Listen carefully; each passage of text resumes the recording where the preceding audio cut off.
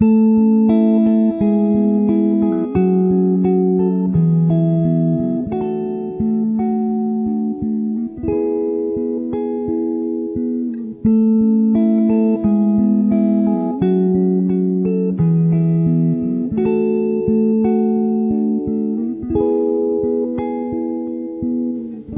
told him about all her fears and insecurities, and he'd shown her the scars that had been cut way beneath the skin. Stripped of all pretenses, the only thing left was love.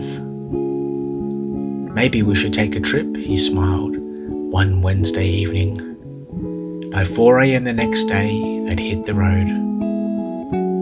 By the time the sun started to rise, they'd hit a place far away from the city, away from the suburbs, away from all the things that caused those fears, those insecurities, and those scars. "Look," she pointed to an old white building in the distance, "a church." Her statement was an observation rather than a question. "Perhaps we should stop in and get married," he asked nonchalantly. She paused, not in hesitation, but contemplation. "I've never really thought about it," she replied. "Let me ever think about it." His hand on her soft knee and warm sunshine surrounding their skin, they continued to drive. The bucolic, flat countryside stretched out forever. Rows and rows of sugar cane in various stages of growth and harvest mapped the landscape. Slow-driving trucks prevented haste. Their trip, however, had no agenda, no rush, and most importantly, no destination. "Let's stop here for lunch," she pointed at a small fish and chip shop in a one-horse fishing village on the outskirts of absolutely nowhere.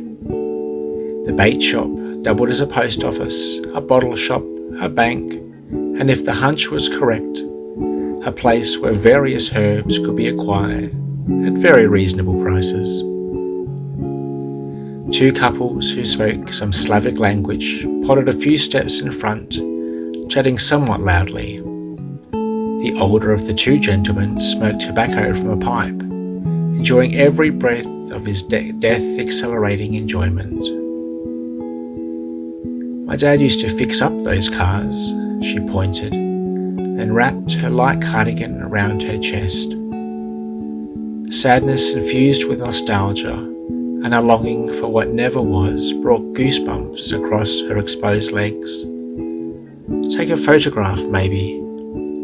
We can make a postcard and drop it in if I ever see him." He knew full well she would never be seeing her dad again, not in this life at least. Knowing those words brought a gravity that had been holding her down for years. "I don't suppose you'd ever," he paused mid-sentence, pondering the rest of the question. "What, darling?" She knew he had a habit of labouring over words. "I think I could just about do this forever, adventuring," he finished. There was a question there. However obvious it was, he couldn't quite help bring himself to ask it.